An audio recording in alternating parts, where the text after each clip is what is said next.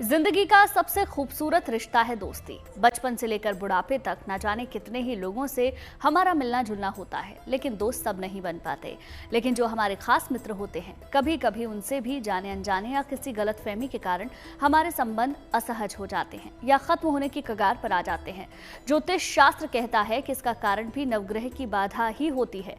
तो चलिए जानते हैं वो कौन से कारण हैं जिनसे हमें हमारे मित्र से मिल सकता है धोखा, और इसके बचने के लिए कौन से महा उपाय हमें करने चाहिए। आइए जानते हैं।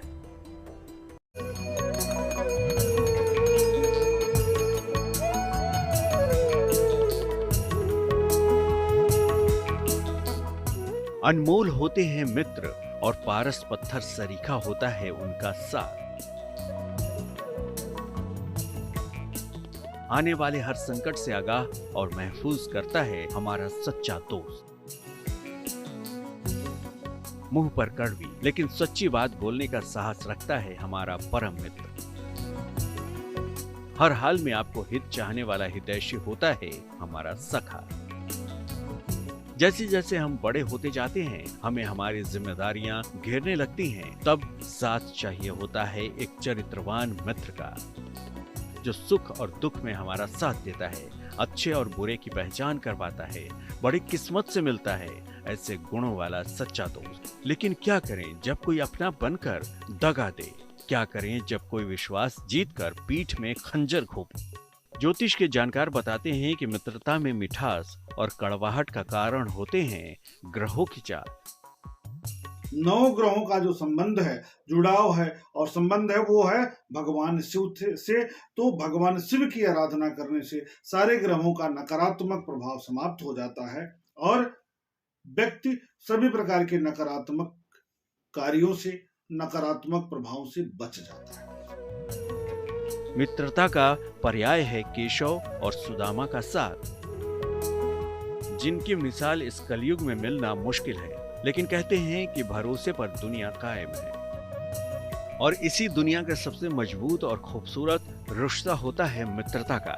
चलिए जानते हैं कि मित्रता पर ग्रहों की अशुभ छाया कब पड़ती है और इसका ज्योतिषीय महाउपाय क्या होगा। दूसरे भाव में यदि राहु और शनि का दुष्प्रभाव है तो परिवार जनों का, अति क्लोज लोगों का, कुटुंब जनों का के द्वारा धोखा मिल जाएगा। तीसरे भाव में यदि राहु है, शनि की स्थिति बनी हुई है, तो भाई के द्वारा, मित्रों के द्वारा अचानक धोखा मिल सकता है, ऐसा देखा गया है। चंद्र या शुक्र के खराब होने पर हमेशा दोस्ती में सावधानी रखनी चाहिए। ऐसी दशा में धोखे की संभावना ज्यादा होती है। अगर बुध खराब हो तो दोस्ती स्वार्थ के लिए की जाती है और स्वार्थ पूर्ति के बाद टूट जाती है।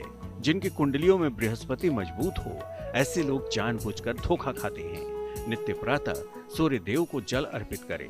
भगवान कृष्ण को रोज प्रातः पीले फूल अर्पित करें। एक लोहे का छल्ला मध्यमा उंगली में धारण करें। गार्नेट धारण करने से भी यहाँ लाभ होता है। साथ ही साथ शनि देव के मंदिर में जाकर पूजा करने से, तेल चढ़ाने से, काला तिल और गुड़ का भोग लगाने से, उसको दान करने से, उसको चढ़ाने से, काले तिल का लड्डू चढ़ाने से शनि देव का नकारात्मक प्रभाव आपको दूर होगा। आपकी जन्म कुंडली से दूर होगा और आप धोखे से बच पाएंगे। मित्रता का दायरा तो है ही पवित्र, लेकिन प्रेमिका और जीवन साथी का संग तो एक दूसरे की परछाई की तरह होता है। चलिए अब जानते हैं कि वो कौन से कारण होते हैं जिनके कारण शादीशुदा जिंदगी और आपके प्रेम संबंधों में खटास आ सकती है, और वो कौन से महा उपाय हैं जिससे ग्रहों की चाल को ईश्वरीय कृपा से अनुकूल बनाया जा सके। अब धोखेबाजी से बचने के लिए सबसे महत्वपूर्ण है अपनी जन्म कुंडली में लग्नेश को मजबूत करिए। उसके बाद बुध को, चंद्रमा को मजबूत करिए। शनि राहु का दुष्प्रभाव किसी भी भाव पर एक साथ हो रहा है तो उसे दूर करने के लिए पूजा पाठ, यज्ञ हवन इत्यादि कर लीजिए। सप्तम भाव में है तो जीवन साथी के साथ थोड़ा सा सतर्क होने की स्थिति में रहिए, क्योंकि वहां से भी आपको धोखा मिल सकता है। शुक्र के साथ सूर्य या मंगल का संबंध हो तो इस तरह का धोखा होता है। सप्तम भाव में चंद्र या बृहस्पति हो तो विवाह में धोखा मिलता है। बृहस्पति खराब हो तो भी विवाह में धोखा मिलता है। पति पत्नी के ग्रहों में शत्रुता हो तो भी विवाह में धोखा मिलता है। बहुत ज्यादा अपेक्षाएं न पाले। काले और भूरे रंग का प्रयोग कम से कम करें। राधा कृष्ण को रोज प्रातः गुलाबी फूल अर्पित करें। अगर धोखे के योग प्रबल हो तो हीरा कभी न पहने।